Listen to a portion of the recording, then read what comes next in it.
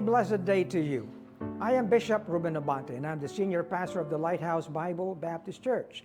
I'd like to invite you now to be with us as the message of the Word of God is preached from the pulpit. I'd like to turn you over now to our Lighthouse Coming Together, and I pray that you'd be blessed with the message.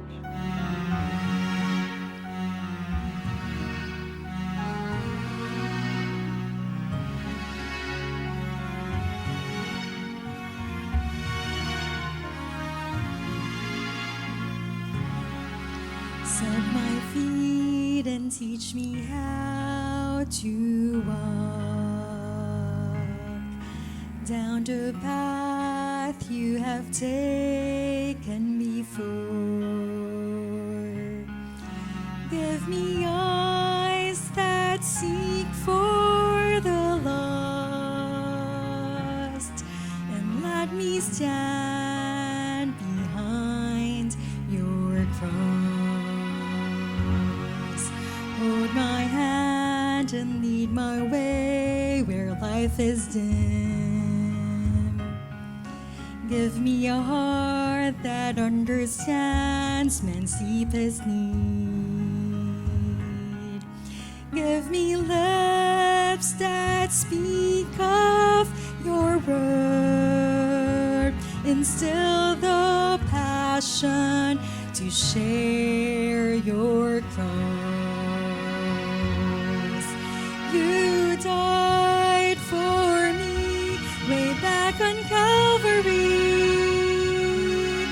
You saved my soul, and now I'm free. You sent the one who cared for my soul. He shared the truth, and you made me whole.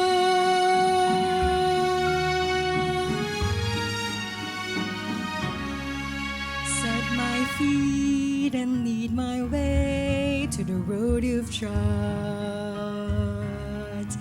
Let me see your perfect will be fulfilled. Just how a sinner like me once was lost.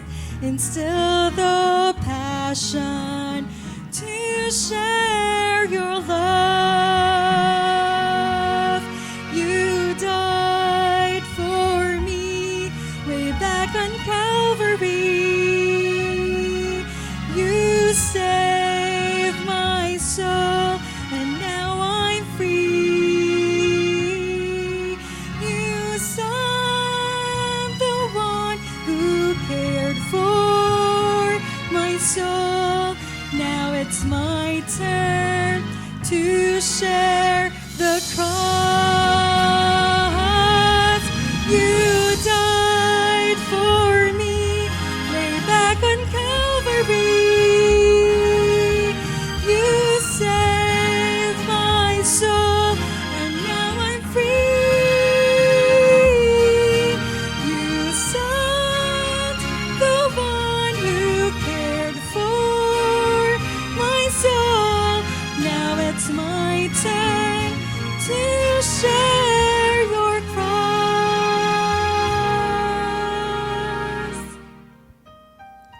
Share the cross. Let's stand and share the cross.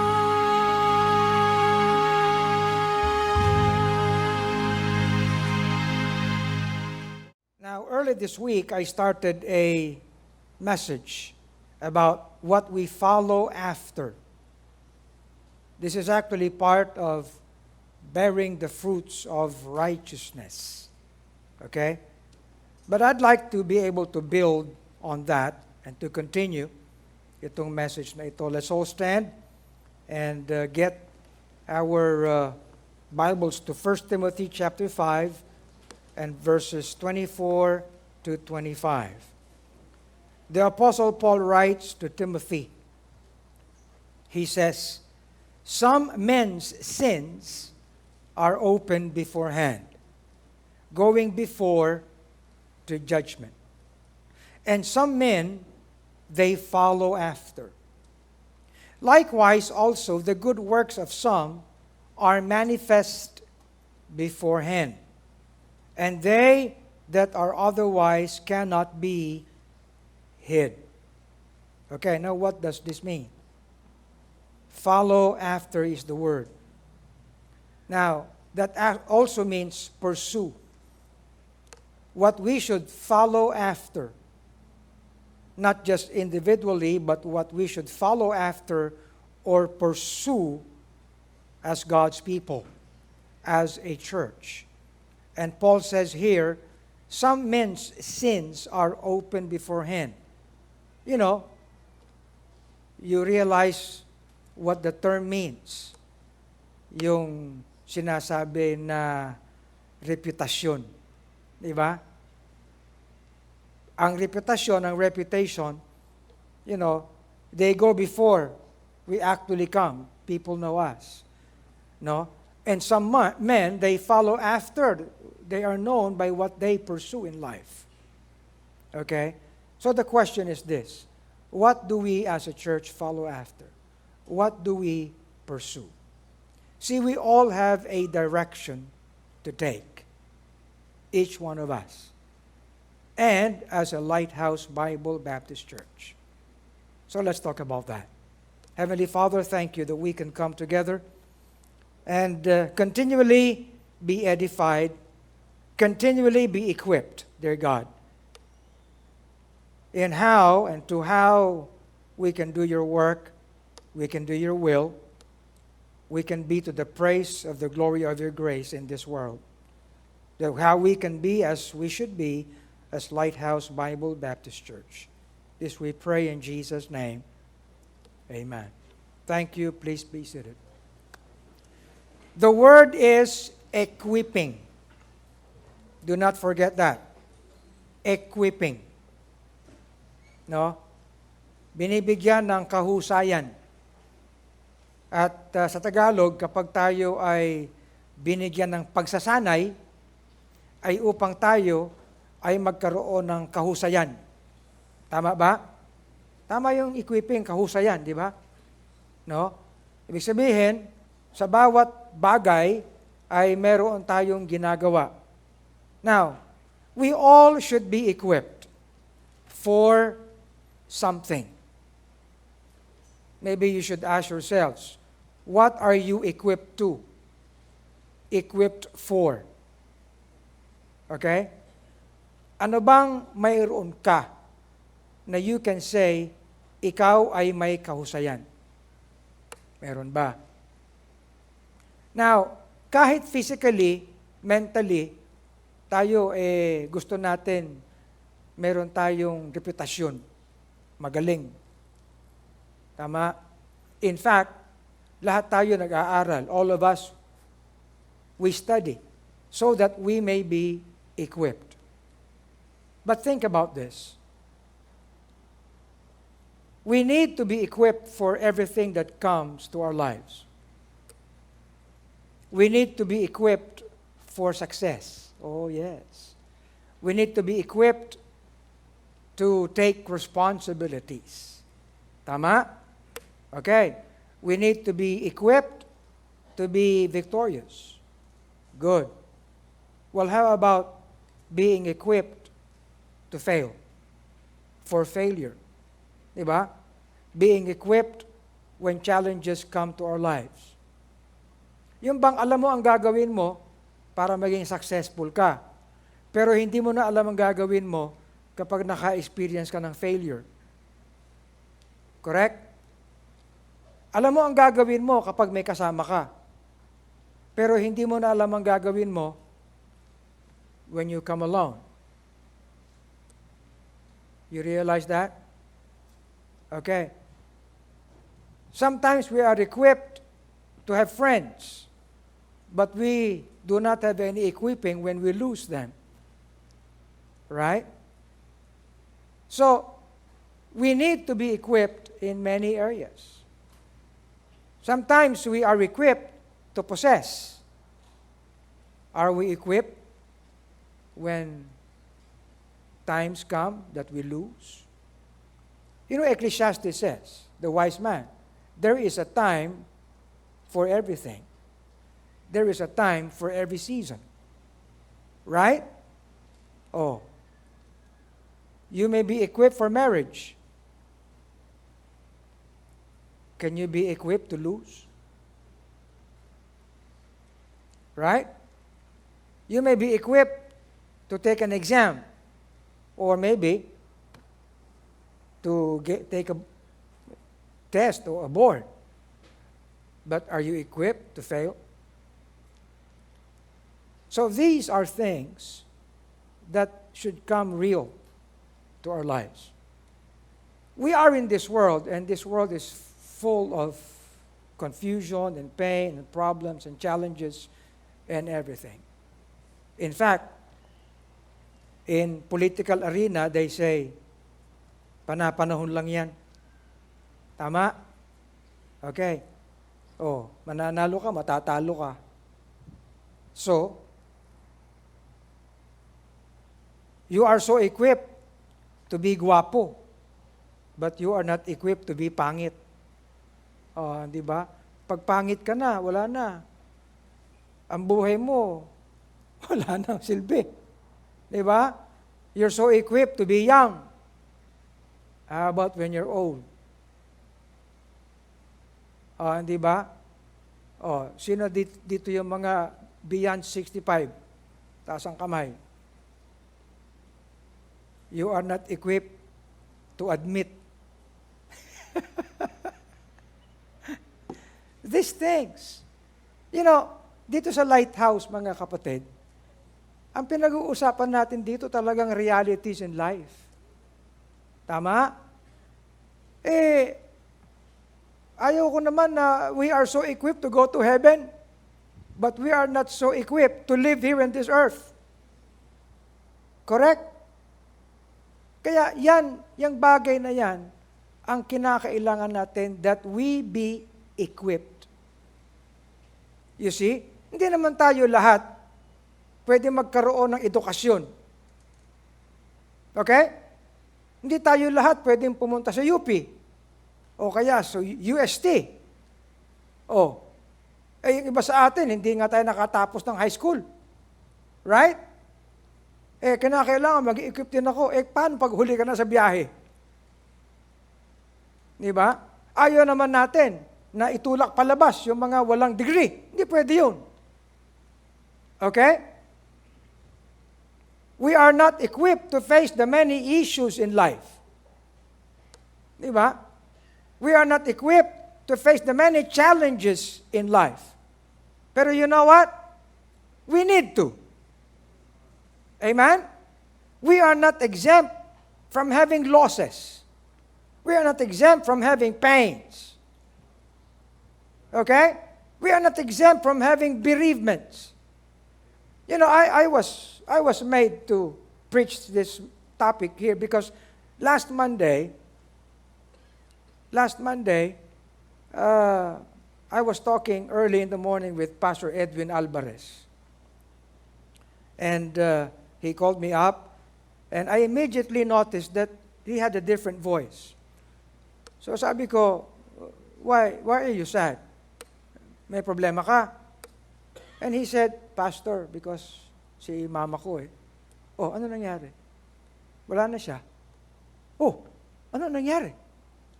Kasi ganito yan. Kahapon, that was Tuesday yata no morning. Kahapon, Monday, sabi niya, I received a message that she was requesting that I go to Castillejos ba yun? To Castillejos to see her. Pero, Pastor, kasi may ubo ako. So, sumagot ako, Mama, may ubo ako. 89 years old ka na. No? Baka mahawahan pa kita. So, Pastor, ang tinawagan ko na lang yung kapatid ni Cora, ng misis ko, dahil kapitbahay nila. So sabi ko, you see Mama, sa kabila, and you check on her kung anong kailangan niya. Kasi gusto niya, puntahan ko pa siya dyan, may sakit ako. Sabi niya ganyan. Anyway, towards evening, about 6 o'clock, tumawag uli ako, kinumusta ko. Sabi ganyan, okay na si Mama, Pastor. Magpapahinga na siya, matutulog na. Nakakain ba? Opo. O sige, okay, maraming salamat. So yun na yun. Early morning kinabukasan, tinawagan niya ulit. Pakikumusta si nanay? Si Mama. When they entered the house, matigas na yung bangkay niya. So anong damdamin ni Edwin? Kahit pastor siya. Di ba masakit yun? Pastor, hindi ko maintindihan kung anong gagawin ko dahil parang dapat pinuntahan ko siya So down na down siya. Mama niya yun 89 years old. So after our meeting that day, I told our pastors, let's go there and see what's happening. And when we came, they were just starting the service, nakaayos na doon, and I preached. And I said, we all should have equipping. Because we never expect what will happen next. Do you understand? What if something happens? We never expected. I remember Tatay telling me, anak, when you get to be pastor of Lighthouse, sabi niya ganyan, huwag ka nang magugulat sa mga nangyayari. Wala nang kagulat-gulat sa mundo. Ibig sabihin, you need to be equipped. You understand? So hindi lang ako, tayo lahat. And as a church. You know what? We need to be trained. We need to be equipped to pursue something that we should. Follow after. Amen?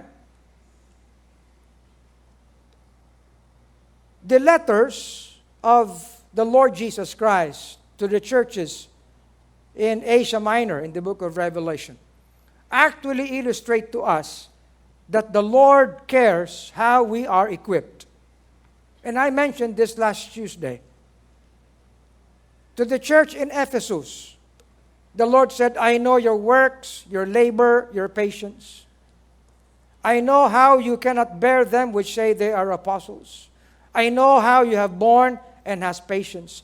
And I know how for my name's sake you have labored and has not fainted. I know what you are following after. I know what you are pursuing, and even vigorously. You understand? See, it is the Lord's will that churches be directed to something. Amen? That we be deliberate. That we be intentional. That we be purposeful. To the church in Smyrna, He said, I know thy works, and tribulation, and poverty. You see? To the church in Pergamos, He said, I know thy works, and where thou dwellest, and holdest fast my name. You see? The Lord knows. To the angel of the church in Thyatira. See, all these are churches. I know thy works, thy charity and service, faith, patience, and works. I know how you would want to be the last more than the first. You see? You have that purpose in you. You have that being intentional in you. To the church in Sardis, the Lord says, be watchful, and strengthen the things which are remain, and ready to die. To the church in Philadelphia, I know thy works. I have set before thee an open door, and no man can shut it. To the angel of the church in the Laodicea, He said, I know thy works, and thou art neither cold nor hot. I would thou wert cold or hot. You see, it is basic for us that as a church, we should be directed to something. And that should be deliberate. Amen? We should follow after. We should pursue and be able to pursue vigorously something. You know, by default, we pursue or follow after the things that we value. But do we pursue things that God would value? Di ba? Oo nga, lahat tayo, directed tayo na tumungo sa bagay o sa mga bagay na ating pinagpapahalagahan. Ang tanong ay ito, tayo ba ay tumutungo sa mga bagay na mahalaga sa ating Panginoon? Di ba? Yan dapat ang ating katanungan. If ye then be risen with Christ, seek those things which are above, where Christ sitteth on the right hand of God. Set your affection on things above, not on things on the earth. Are you reading this? Now, you know what this world will do to us if we're not careful?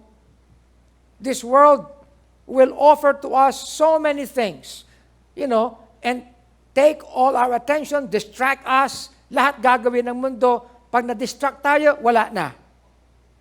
Malamya na tayo lahat. Amen?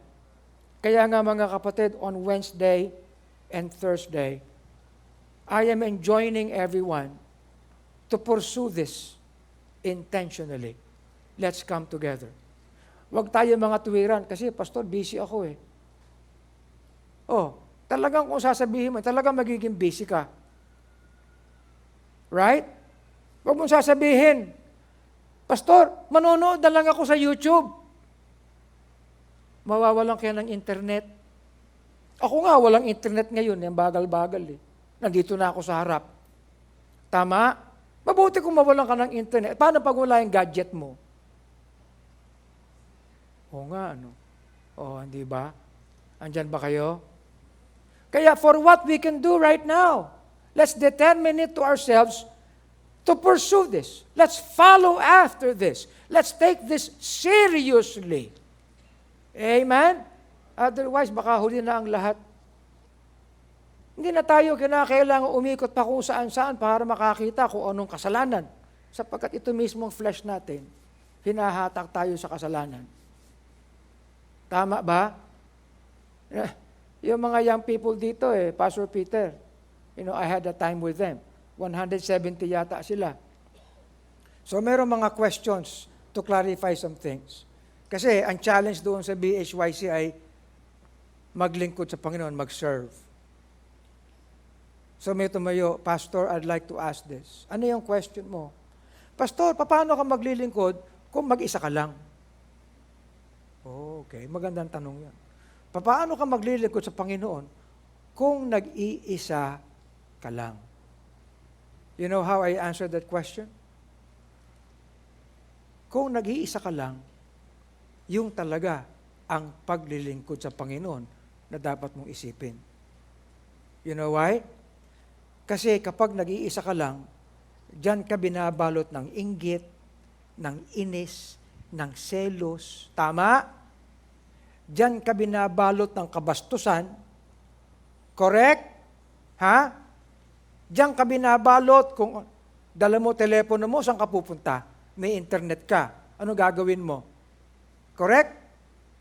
Kaya, yan panahon na nag-iisa ka, diyan ka dapat maging equipped to pursue the things of God.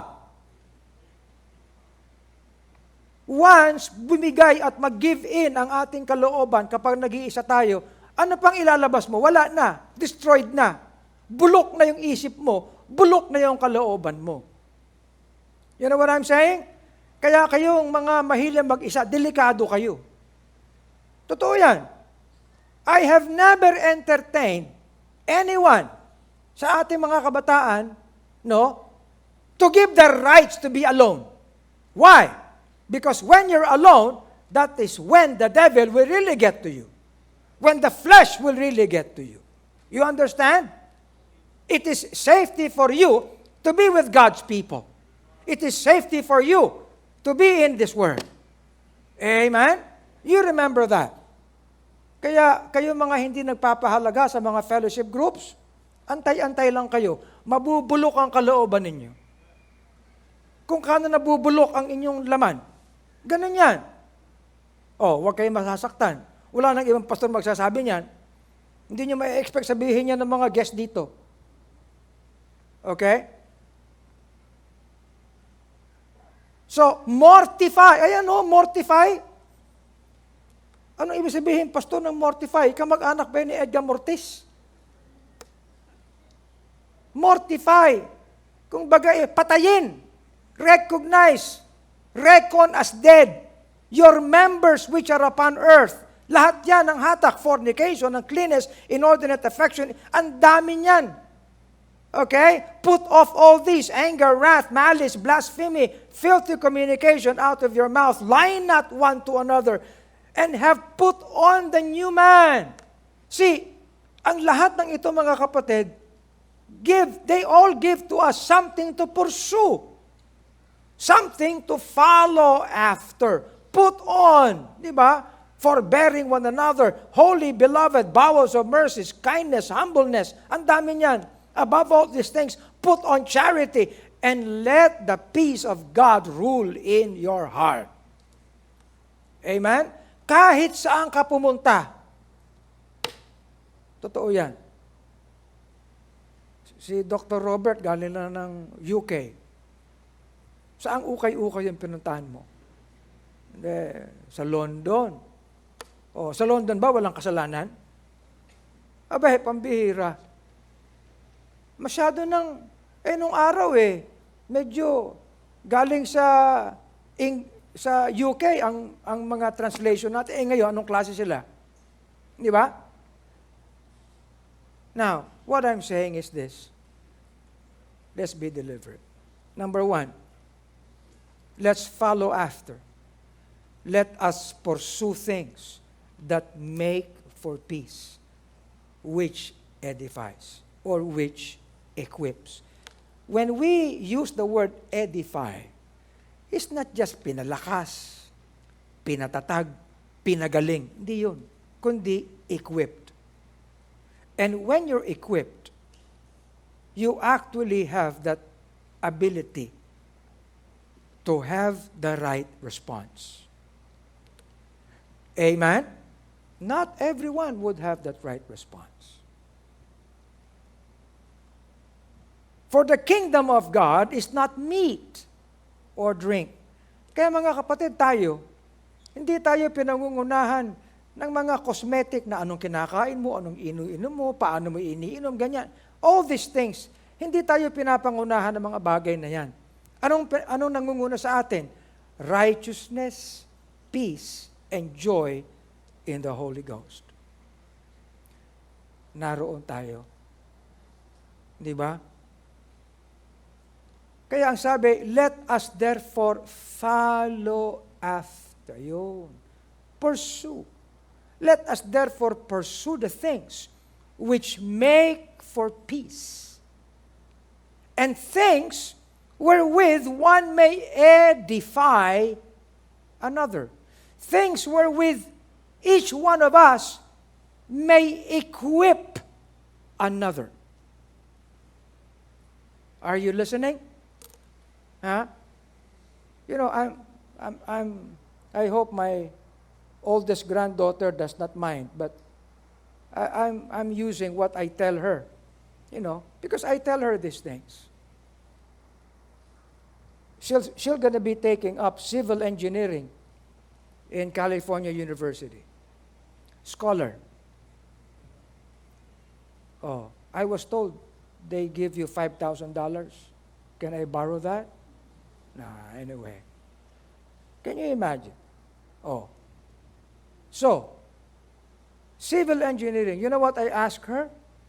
Are you so uncivilized that you will be taking up civil engineering? That's supposed to be a joke. But you know, she has to be equipped.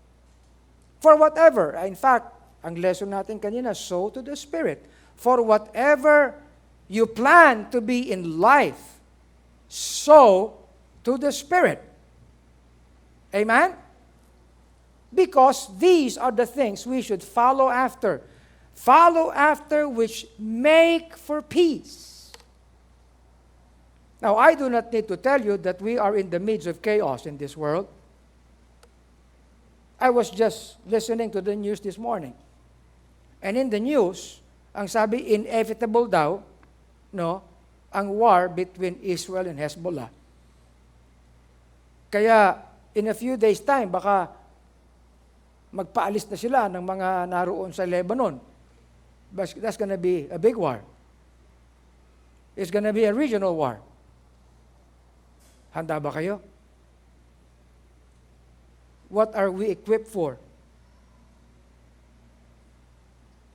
Hindi ba?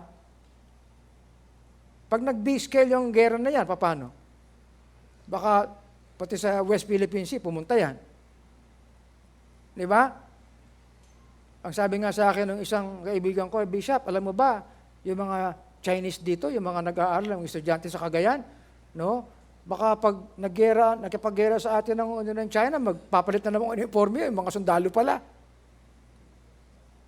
Alam niyo, mga speculation lang naman yata yung mga yan. But however, we should be equipped. Oh, basta pag dumating nga, kakampi ako ni Dick. Hindi ka aawayin, Dick. I will side with you. Biro lang yun. Anyway, for he that will love life, see good days, let him refrain his tongue from evil, and his lips that they speak no guile. Let him eschew evil and do good. Let him seek peace. And you see the word? Ensue it. See, that's an attitude. Because you know what? In this world, wala na nagpupursue for what makes for peace. And peace that edifies. Just some things here that I would like to share with you. Who is a wise man endued with knowledge among you? Let him show out of a good conversation or a good behavior or life his works with meekness of wisdom. But if you have bitter envying and strife in your hearts, glory not and lie not against the truth. This wisdom descendeth not from above. Itong wisdom na ito, but is earthly, sensual, devilish. For where envying and strife is, there is confusion and every evil work. But the wisdom that is from above is first pure, then peaceable, gentle, easy to be entreated, full of mercy and good fruits, without partiality, without hypocrisy, and the fruit of righteousness, the very subject that we've been talking about this second quarter, is sown in peace of them that make peace. And we should be following after the things that make for peace, and which edifies, and which equips. Amen? Now, let me be very factual today. Just last Sunday, we talked about fathers. We talked about the love of fathers. You remember that? Nakalimutan nyo na yung mensahe. Di ba? And how the love of our Heavenly Father disciplines, equips us. We believe in the love that equips. Amen? We believe in the love that corrects, a love that trains. So the love of our Heavenly Father does not simply give us or provide to us material things. Rather, it is a love that gets hold of us and equips us. Amen? So, when we realize that we have such kind of a love from our Heavenly Father, and however He deals with us according to His Word, and sometimes His very will according to His Word is so hard to fulfill. So hard to fulfill. But however hard the will of God is to fulfill, it's equipping for us. We endure, amen, to do His will. Whatever this world may do to us. No chastening, no discipline, no equipping from God for the present seemeth to be joyous, but grievous. Nevertheless, afterward, it yields the peaceable fruit of righteousness unto them which are exercised or are made strong by these endurance. That's how we should be able to read that. Amen? Kaya hindi tayo natatakot sa mahirap na buhay at challenging na buhay ng mananampalataya. Amen? Given na yan sa mundong ito at lalo tayong bibigyan ng kabigatan. Tama? Because to everyone who will live godly, listen, he will suffer persecution. Ano, tatalikod na lang tayo? No. But we will pursue. Amen? So I said, let's just be very upfront on this. You know what? However, we are here, we're a church, and we keep on preaching and teaching and equipping everyone. May mga nagki-creep in sa atin na labas ang peace. Let me show you some things that are realities before us. Amen?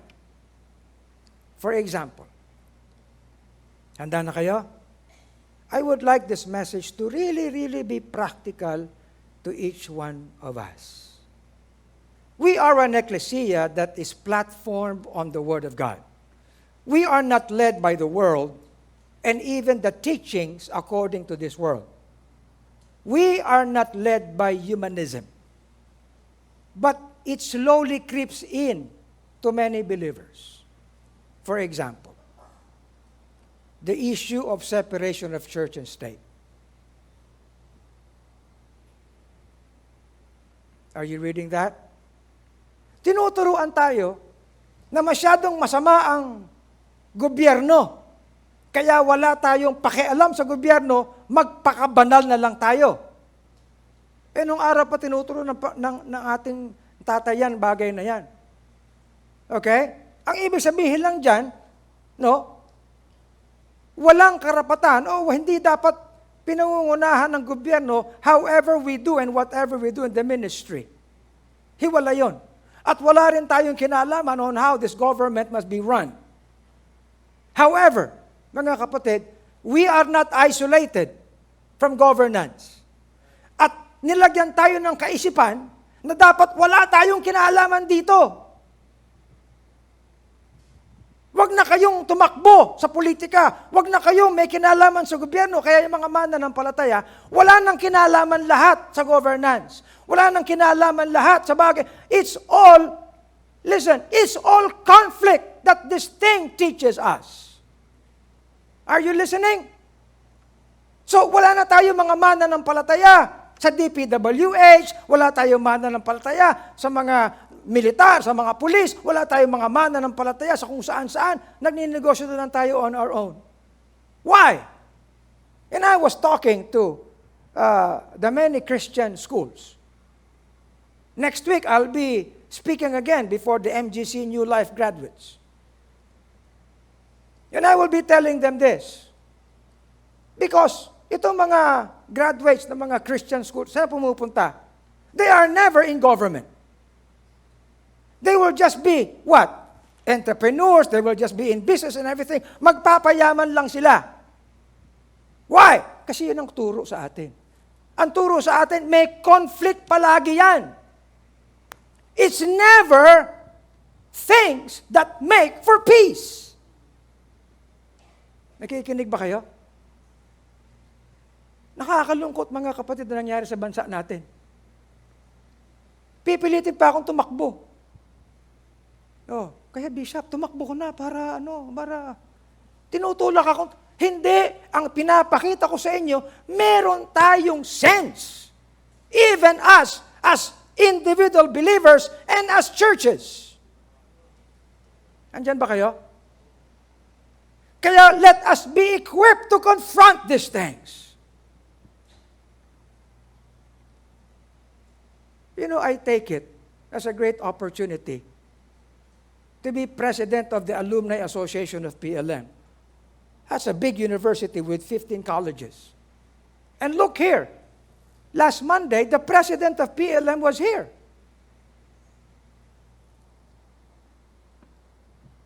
What is our equipping?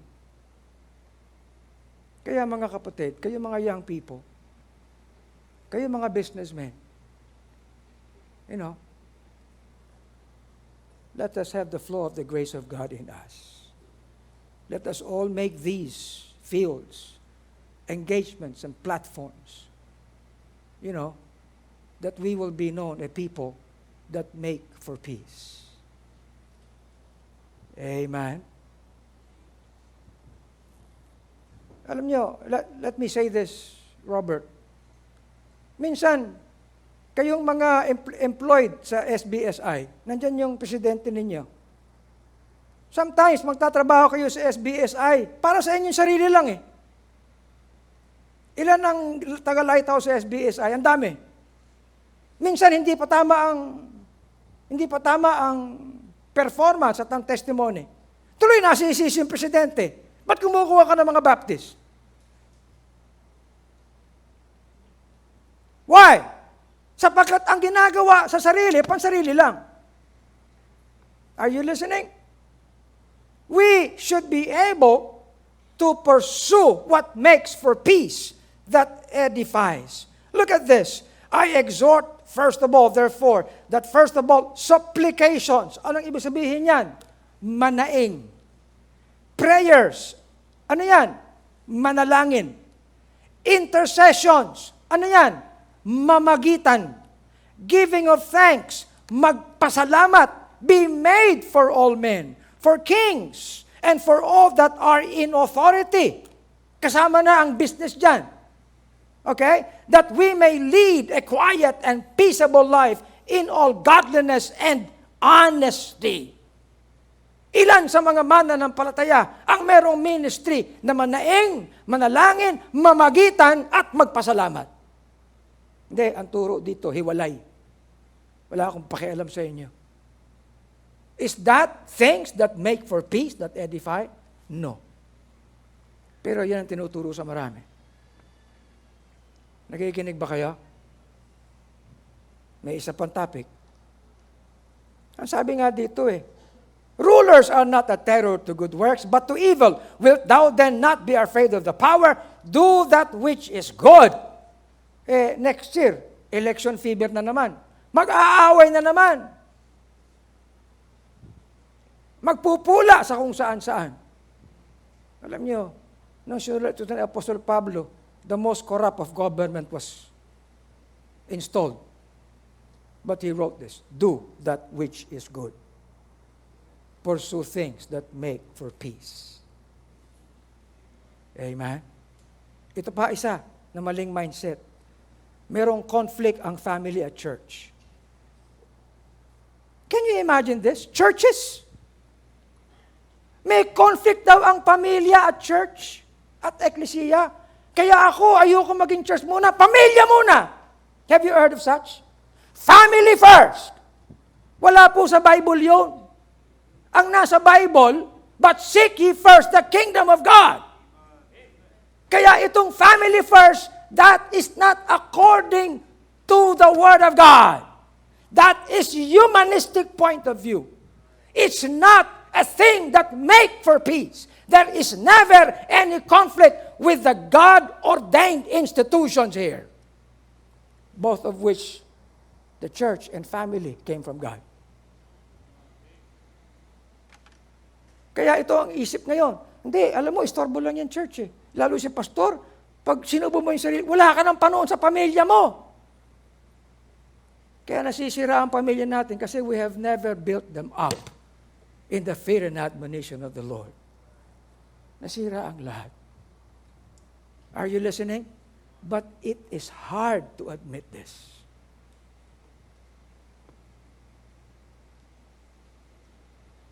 Oh. Kaya kayong mga kinakasal ko, sabi ko hinahanap ko lahat ng kinasal ko.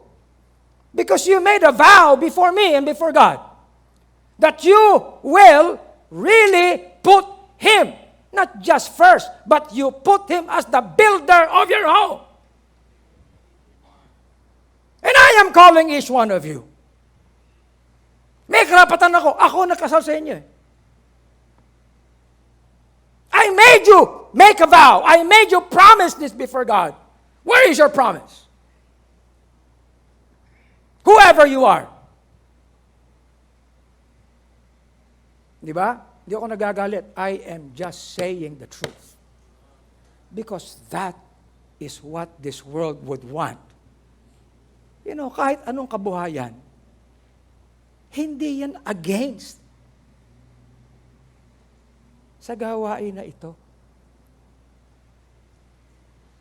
Nakikinig ba kayo?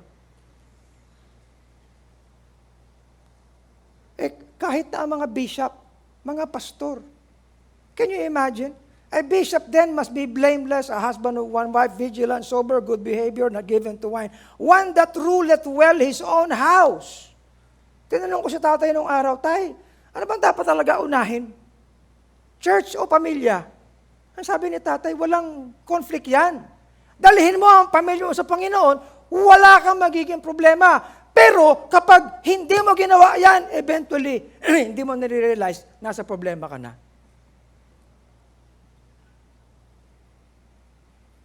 Oh, kahit na mga deacons o kaya pastors, men or sentinels or any other leader, likewise must the deacons be grave, not double-tongued, not given to, not greedy, and let these also be proved, and let them be used the office of a deacon, being found blameless. Even so must the wives be grave, not slanderers. Let them be, and ruling their children with their own houses well. There is no conflict between the ecclesia, its leaders, and the family. Okay? Kaya nga, itong message na ito, mga kapatid, very direct ito. We need to be able to identify and to distinguish what we follow after. Ito pa isa. What do we follow after? Alam niyo, ang mundong ito, pinag-aaway ang spiritual tsaka ministry. Ginagawa pang masama ang ministry. Kasi hindi raw lahat ng nasa ministry spiritual. Hoy, may ministry ka? Hindi ka naman spiritual. Alam niyo mga kapatid, none of us will actually really be given the degree of spiritual. Walang kahit na ano nagbibigay ng certificate. Dick, no, this is to certificate. This is certificate. This is to certify that there is spirit. Walang ganun. Because spirituality is a continuing thing. Walang gumagraduate dyan. Ano yung gagraduate ka muna bago ka magkaroon ng ministry? Lahat ng nasa ministry, walang perfection. But you have to be in it. Why? Because ini-establish tayo sa spiritual life. Pero, lahat yan, kahit na mga Baptist churches. You know why I say this? Kahit mga lighthouse pastors, I met with them. Pinabasa ko yung article doon sa Facebook. Oh, itong article na yan, basahin niyo. Hindi ako nagko-comment. Sabi, ano palagay niyo? Amen, pastor. Amen. Di ba? Alam mo yun? Nandun si Aika eh. Amen, pastor. Ang ganda. Kamot ako ng ulo. Yan ang habang sinasabi ko, kahit pastor kayo, hindi nyo naiintindihan yung sinasabi. Yung article na ito, pinag-aaway ang spiritual tsaka ang ministry. At dahil wala namang spiritual, wag ka namang ministry. Andiyan ba kayo?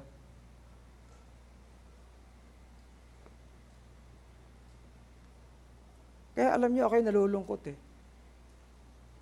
Yung article, ang dami nag-like ng mga Baptist. As in, you do not know actually how this thing creeps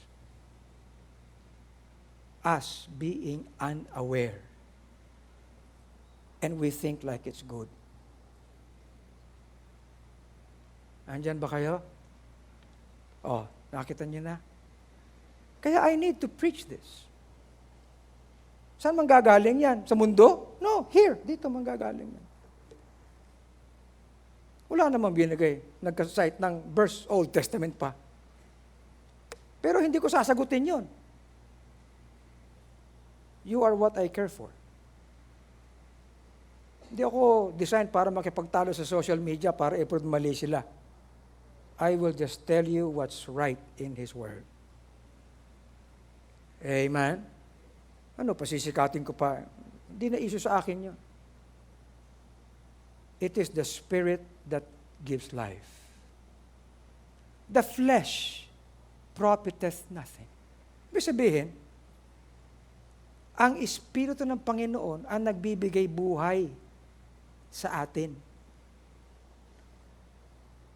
Ang flesh, whatever we do according to this flesh, hindi pwedeng buhayin tayo sa harap ng Panginoon. Patay tayo eh. We're separated from Him. Okay? This flesh cannot do anything so that we can be right before God. All that this flesh can do, being separated from God, is death. Kaya nga ang sabi ng Panginoon, the words that I speak unto you, this one, He spoke this to the writers. And now, the same words are written to us. Kaya ito, the words that we have right now, they are spirit and they are life. They are your spiritual life. Your spiritual life will not come from your flesh. It will come from here.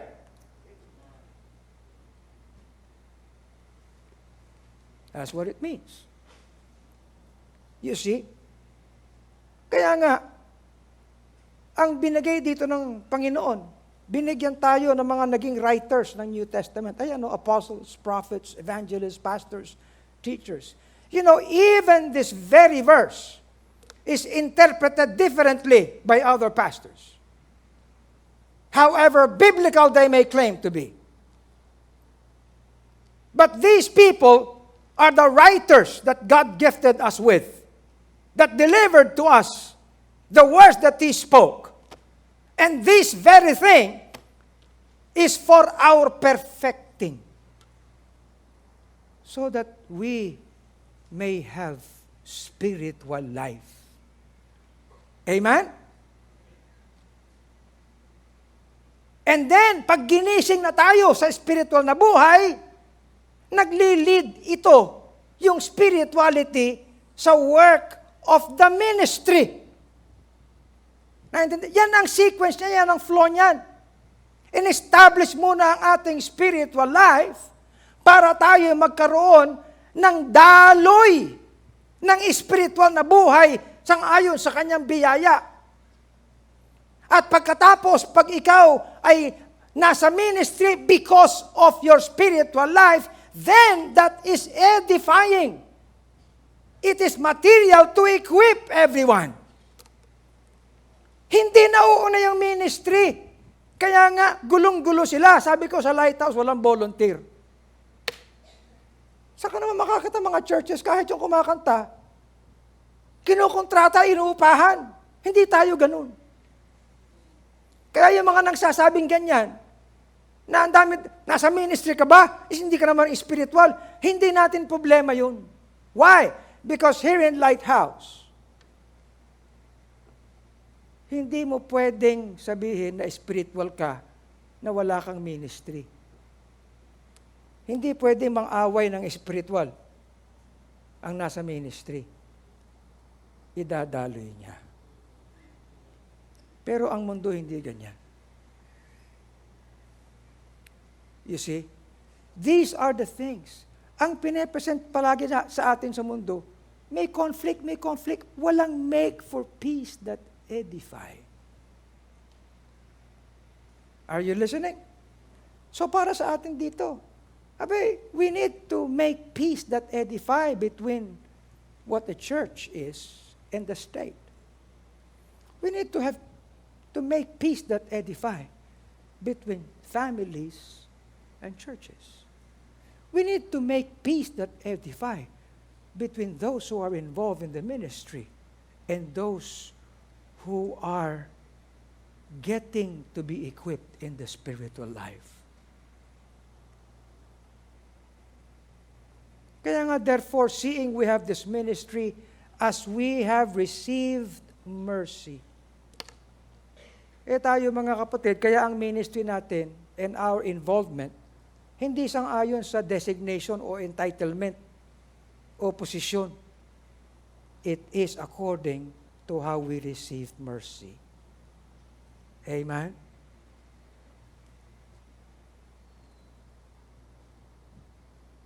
Kaya nga ako mga kapatid, kahit mahirap sa akin, I have been extending myself to a lot. Not minding kung nakakabalik ba sa akin ng material. Hindi. None. Lahat paluwal. Why? Because as we receive mercy. Manifesting the truth, commending ourselves to every man's conscience in the sight of God. What are we? A whole body,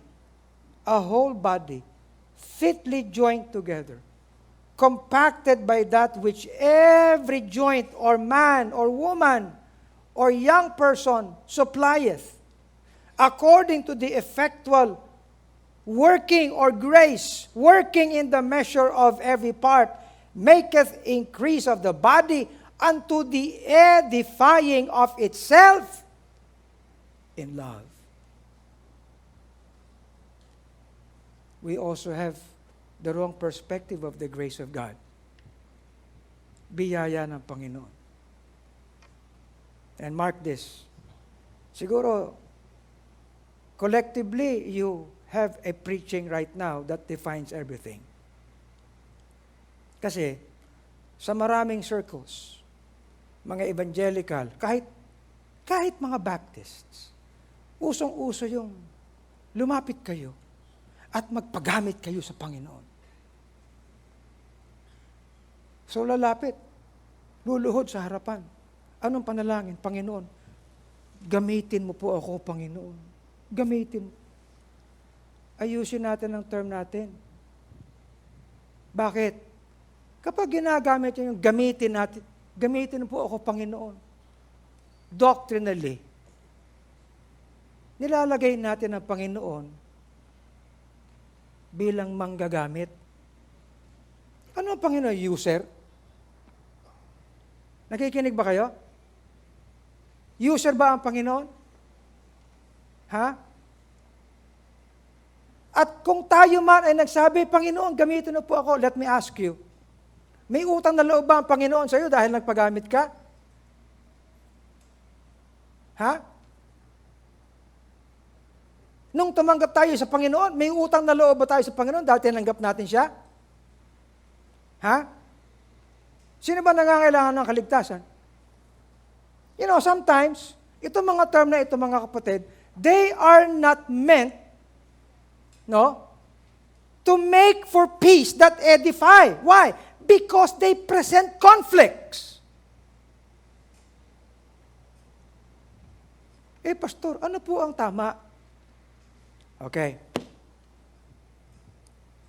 Blessed be the God and Father of our Lord Jesus, who hath blessed us. Anong ibig sabihin ng who hath blessed us? Ha? What does that mean? When the Bible says that He hath blessed us, blessed be God because He hath blessed us. Ang ibig sabihin, binigay niya na sa atin ang lahat-lahat. He gave to us freely all spiritual blessings, whatever that can be given to us in heavenly places. Nasa atin na. And when Christ came to our lives, He brought grace and truth. Ang biyayang nagligtas at biyayang nag-i-equip, nasa atin na.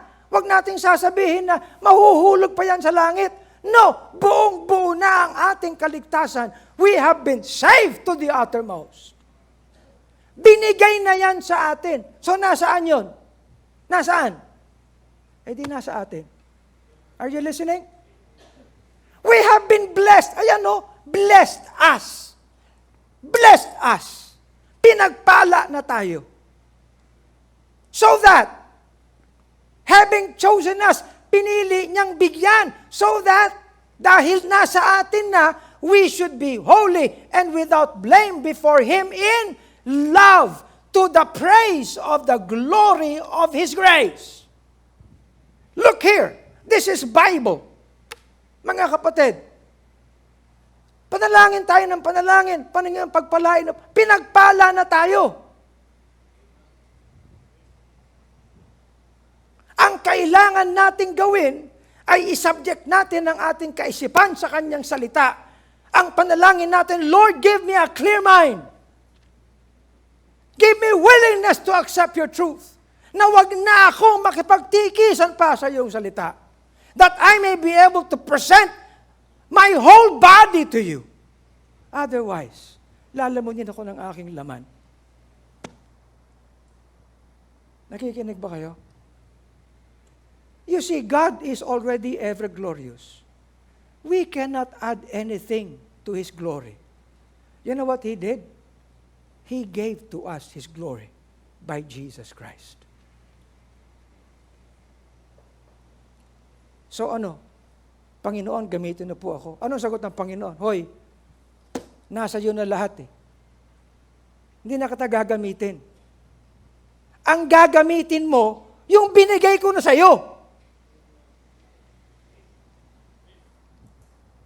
You understand? Huwag kang tumalangin sa akin na gamitin kita.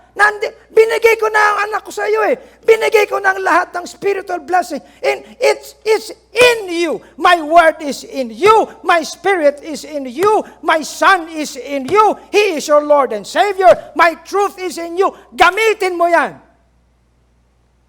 And what you do is present yourself a living sacrifice, holy, acceptable to God.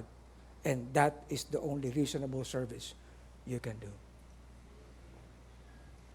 You see the difference? Because this world presents to us conflicting terms.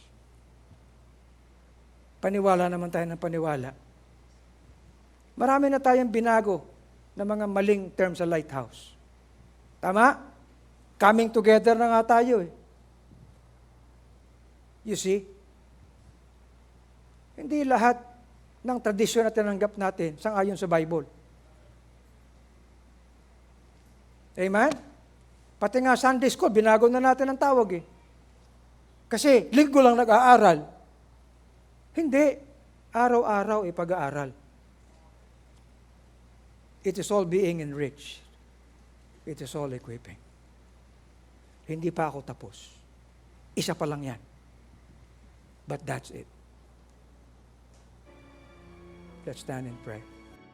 Thank you for watching The Pulpit.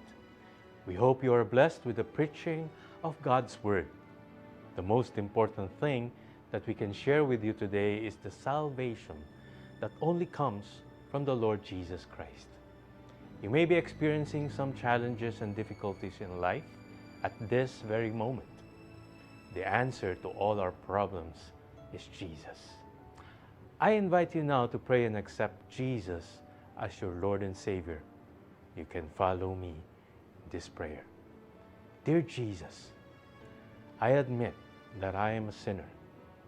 I believe that you died for my sins and that you shed your blood for my forgiveness. You rose from the dead to be my life. I now repent and sincerely ask for your forgiveness. Cleanse my heart from all sins. I now accept you as Savior and Lord of my life. And from this day forth, I put myself in you by faith. Be my hope as I live my life according to your will. Thank you for saving me. In Jesus' name I pray. Amen.